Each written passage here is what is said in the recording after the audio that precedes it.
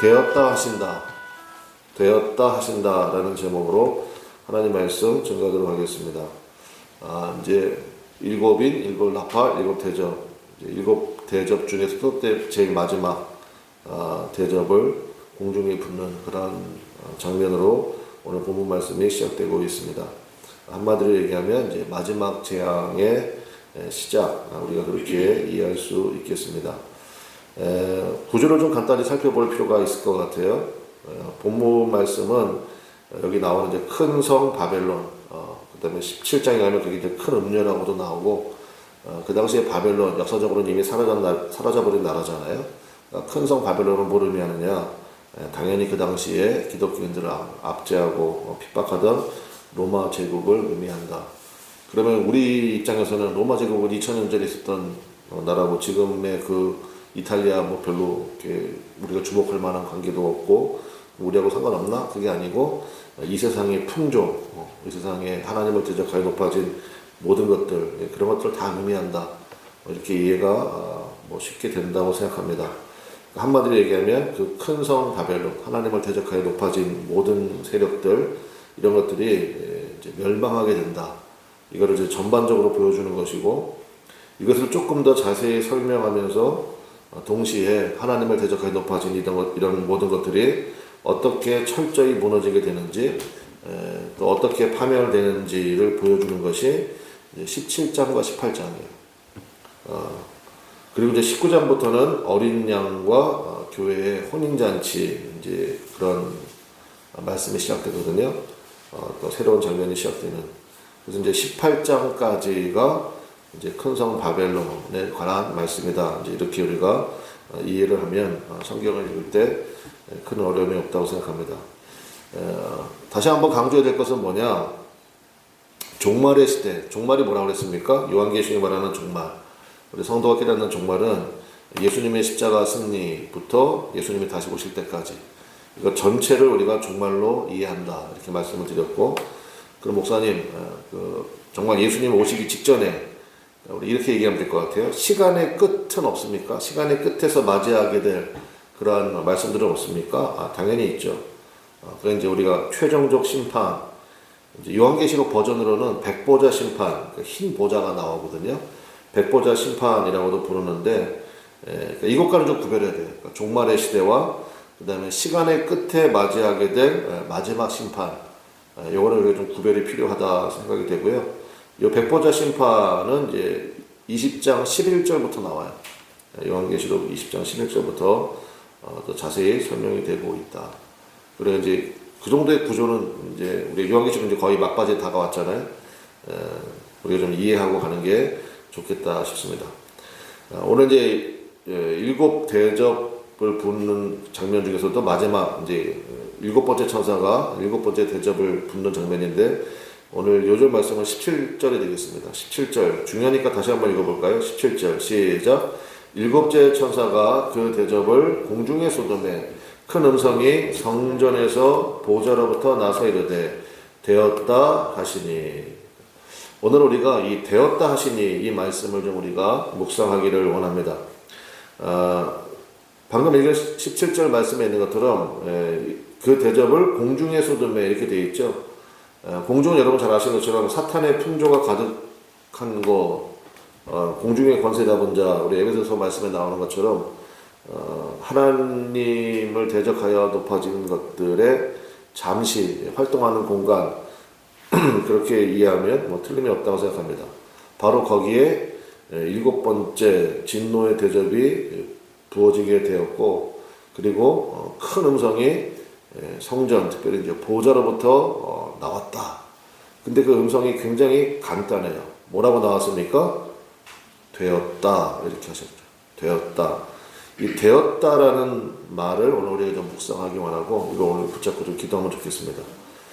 그 하나님의 마지막 재앙이 이제 공중에 부어졌다고요. 공중이 어디라고요? 사탄이 활동하는 공간.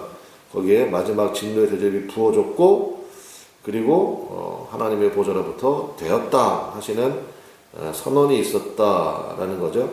이 되었다라는 말이 헬라어로 게곤렌이에요. 근데 이 말은 예수님께서 십자가에서 마지막 이제 숨은 거두기 직전에 하셨던 말씀이 있죠. 다 이루었다. 헤텔레스타라고 부르거든요. 그거하고 동의어예요. 뜻이 뭔데요? 다 지불되었다.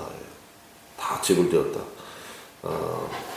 근데 이제 다 지불되었다 그럴 때 저는 지금까지는 우리의 죄에 대한 모든 지불을 의미하는구나 이렇게만 생각했거든요. 근데 어제 이 말씀을 이제 연구하고 묵상하고 하다 보니까 특별히 이 게곤넨이라는 단어 똑같은 동의어니까 헤텔레스타를 써도 되는데 왜 게곤넨을 썼을까? 그러면서 이제 거기에 설명과 뭐 이런 책들을 좀 이렇게 비교하고 하다 보니까 뭐 하나 깨닫게 된 게 있습니다. 이게 우리 죄에 대한 지불만을 의미하는 게 아니고 게곤넨은 완성의 의미가 훨씬 더 강하거든요. 무슨 얘기입니까? 주님께서 우리를 택하여 주시고 그 다음에 우리의 죄의 값을 다 지불해 주실 뿐만 아니라 우리가 이제 그 사랑을 영접했잖아요. 영접한 이상 우리가 이제 아직 마지막 그 천성문에 이를 때까지 모든 것들을 완성해 가시고 인도에 가시겠다라는 강력한 하나님의 의지의 표현입니다. 그게 게곤넨이에요. 완성되었다. 그러니까 구원의 완성에 도달하는 과정까지 이미 다 지불했다는 거예요. 거기에 필요한 모든 경비까지 다 지불했다. 예를 들어서 여러분이 뭐 자녀를 뭐 해외로 유학을 보낸다고 합시다. 그때 게곤넨 그러면 네가 다시 돌아올 때까지 모든 비용은 다 지불되었어. 가서 너는 가서 열심히 공부만 해. 네, 뭐 거기는 다 포함되겠죠. 비행기가 그다음에 거기서 뭐 먹고 살아야 될 거 아니에요. 뭐 숙소비, 그다음에 뭐 음식비, 그다음에 학비, 또 필요한 용돈 이런 모든 것들을 게곤넨했어. 그 게곤넨이에요. 그러니까 헤텔레스타 그러면 이제 지불의 의미가 강하긴 한데 게곤넨 그러면 지불되었다. 뭐를 위해서? 완성을 위해서. 그런 의미. 그래서 이 되었다는 말이 저는 굉장히 오늘 우리가 묵상할 필요가 있다고 생각합니다. 그래서 여러분 되었습니다. 여러분 믿습니까? 우리가 때때로 실패하잖아요. 넘어지기도 하고 자빠지기도 하고 어떤 때는 주님과의 관계가 굉장히 좀 끈끈하고 내가 생각해도 막 주님과의 관계가 너무 뜨겁고 이런 것 같은데 또 어떨 때는 안 그럴 때도 있잖아요. 염려하지 마시라고요. 주님께서 그 모든 것들도 다 아시고요. 다 지불하셨고요. 다 채워주실 거고요. 그래서 주님이 되었다 말씀하셨다. 되었다. 그러니까 이것은 마귀의 공중것에 잡은 그곳에 하나님의 심판이 시작되었다. 물론 그 의미도 있지만 사실은 뭐 마귀는 사실 하나님의 허락 안에서만 움직이는 거잖아요. 우리에 대한 이 선언이 훨씬 더 저는 중요하다고 생각합니다. 저는 어제 이 말씀 묵상하면서 다시 한번 이제 옷깃을 여미게 되고 그런 생각을 좀 많이 했어요. 되었다 하셨는데 그럼 나는 뭐 해야 되지? 주님이 되었다 하셨으니까 나는 그냥 먹고 놀면 돼? 어차피 주님이 다 이뤄가실 거니까 그게 아니라는 거예요. 오늘은 그 이야기를 좀 하면 좋겠습니다. 그래서 되었다 하시니 그랬더니 이제 막 뭐 18절에 보니까 번개, 그냥 우레소리, 큰 지진 뭐 이런 일들이 나타났고 그 다음에 19절 봅시다. 19절 큰 성, 이게 이제 하나님을 대적하게 높아진 것들을 의미한다 그랬죠. 큰 성이 어떻게 됐습니까? 세 갈래로 갈라지고 그 다음에 만국의 성들도 무너지니 이렇게 되어 있습니다.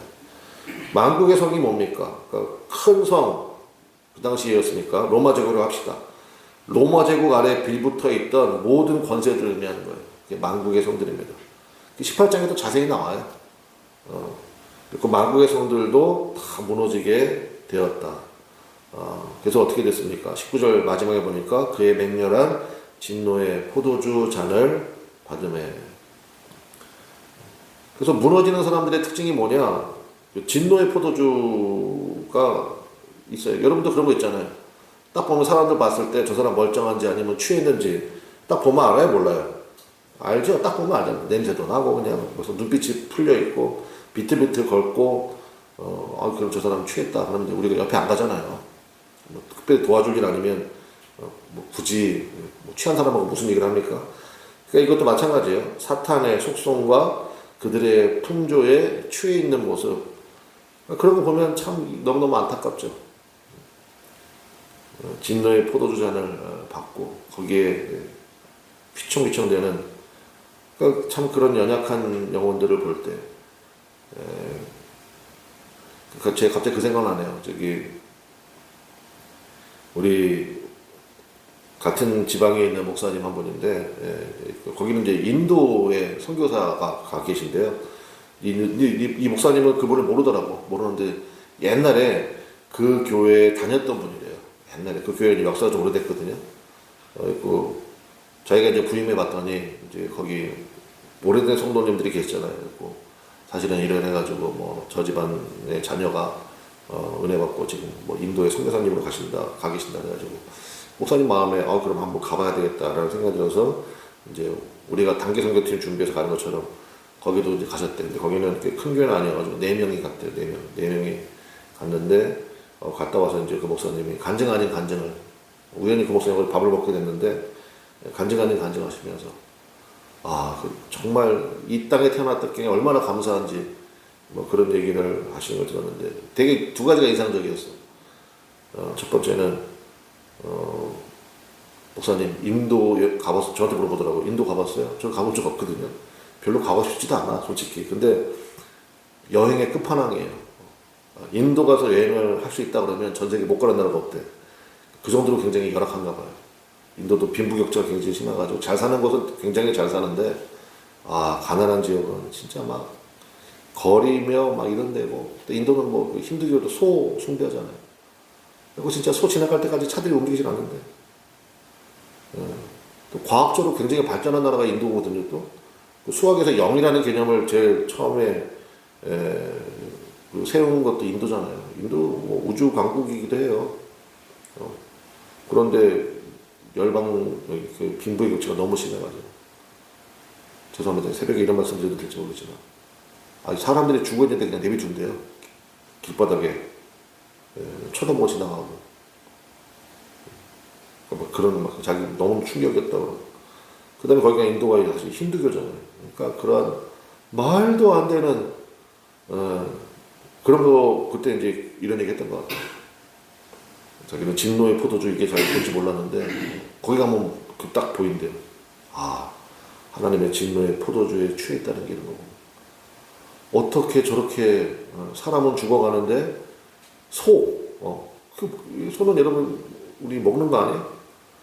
근데 그 소를 숭배하고 뭐 이런 다 이게 풍조에 취해 너무너무 자기 가슴 아팠다.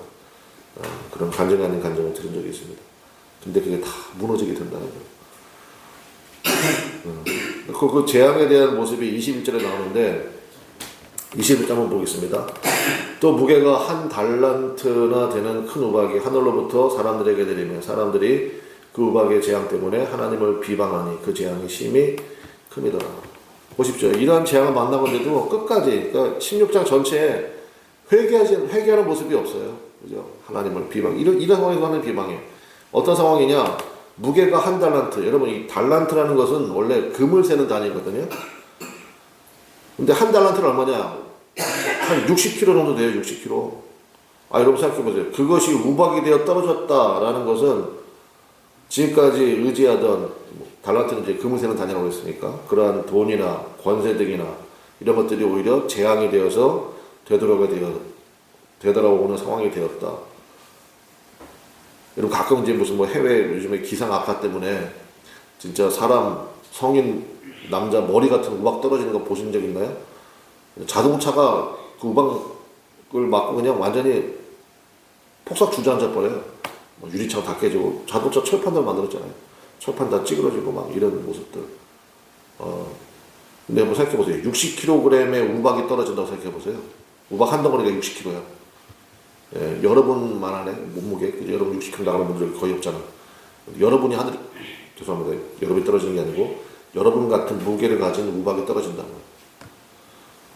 그런데도 불구하고 하나님을 비방해요. 말씀의 결론. 사탄의 가치와 원리가 작동되는 풍조가 여전히 있는 이 큰 성 바벨론이 지금도 사실은 있잖아요. 우리 주변에. 그런 가운데 살아가는데 주님은 우리의 행에서 뭐라고 선언하셨습니까? 되었다 하셨죠? 그러면 이 영적 전투에서 우리가 취해야 될 자세가 뭐냐? 사실 우리가 이거 붙잡아야 돼요. 큰 성 바벨론은 결국은 무너질 거예요. 그래서 거기에 대한 말씀이 이제 17장, 18장에 이렇게 계속 이어서 나온다고요. 그러니까 오늘 본문은 그냥 17장, 18장에 자세히 나올 거를 요약해 놓은 거예요. 결론이 이렇게 된다. 그게 어떻게 되는 거냐면, 그래서 17장, 18장 얘기가 나오는 건데, 그거는 그것대로 우리가 묵상을 하되, 오늘 우리가 붙들어야 될 말씀은 이 상황에서도 주님은 우리를 향해서 되었다 하셨잖아요. 우리가 그럼 어떻게 살아야 되겠냐고요. 영원한 진리의 말씀 꼭 붙들고 가시기를 주님의 이름으로 간절히 축원합니다. 결국은 이 세상에 있는 모든 풍조들, 그런 것들 다 무너질 것들이에요. 사라질 것들이에요. 거기에 소망을 주면 어떡합니까? 그래서 예배가 중요하다고요. 계속되는 예배를 통해서 다시 한번 하나님의 영광을 만나고. 제가 지난주에도 그런 설교했잖아요. 왜 15장, 이 일곱인 나팔, 그다음 일곱 대접, 이 상황 중간에 왜 15장에 하나님의 영광을 보는 게 있겠느냐. 흐름이 끊기는 것 같잖아요. 근데 그게 아니라고. 우리가 큰 성 바벨론, 이것들을 우리 영적 전쟁을 벌이는데 우리가 우리 힘으로 이룰 수 없거든요. 계속되는 예배, 하나님의 영광을 만나고, 여러분처럼 새벽마다 나와서 주 앞에 기도하고, 은혜를 간구하고. 그래서 여러분, 다른 거 다 그만두고요. 오늘 하루를 하나님이 최고로 기뻐하시는 날로 살아가시기를 주님의 이름으로 간절히 축원합니다. 저도 어제 이 말씀 준비하고 그 다음에 새벽에 잠깐 또 기도하고 묵상하면서 좀 그런 생각했어요. 내가 오늘 한번 옛날에 그 방학 때면은 그 선생님들이 맨날 내는 숙제 똑같잖아요. 방학 동안 시간표 써와. 막 동그라미 그려놓고 뭐 몇 시에 기상. 해보는 거지 그냥 해보는 거고 그렇게 살지는 않아요. 그렇죠? 근데 우리는 그렇게 하지 말고 주님이 되었다 하셨잖아요. 그 말씀을 우리가 아멘으로 믿고 오늘 하루 스케줄을 한번 짜보십시오. 기준이 뭐냐? 주님이 가장 기뻐하시도록. 주님이 가장 기뻐하실 수 있도록. 내가 오늘 하루를 진짜 그렇게 살겠다. 내일 일은 우리가 모르고요. 오늘 하루. 그렇게 한번 해보죠. 그래서 새벽 예배 하고 여러분 뭐 7시까지 좀 기도하실 거잖아. 기도하셔서 그 다음에 이제 어떻게 할 건지. 여러분이 오늘 저녁에 잠자리에 드시기 전까지 내가 어떻게 하나님 앞에 하나님 기준으로 한번 생각해 보세요. 주님이 되었다 하셨잖아. 완성이 약속되잖아요. 그러면 거기에 부응해서 하나님 제가 오늘 하루 한번 이렇게 한번 살아보겠습니다. 하나님 기쁘시죠? 우리 찬송 불렀잖아요. 나 맡은 본분은 뭐예요? 구주를 높여 문영원 구원 얻도록. 그거 하는 거죠. 기도하겠습니다. 우리 주여 한번 부르고 되었다 하셨습니다. 주님께서는 뭐 큰 성 바벨론 그거는 신경 쓸 게 아니에요. 하나님이 다 정리해 가실 때거든. 우리는 오직 주님의 이 선언, 주님의 이 선언을 기억하고 오늘 하루를 하나님 정말 주님의 이 선언에 부응하게끔 살아가기 원합니다. 성령이 지혜 주시고 붙들어 주시고 정신 바짝 차리고 깨어있는 믿음으로 서게 하여 주옵소서. 오늘 그렇게 살아가는 은혜가 있기를 바랍니다. 다 같이 주여 한번 부르고 이 은혜를 위하여 간절히 기도하도록 하겠습니다. 다 같이 기도하겠습니다. 주여 하나님 아버지 역사하시고 인도하셔서 그 은혜가 오늘 우리 신령 가운데 가득하기를 원합니다.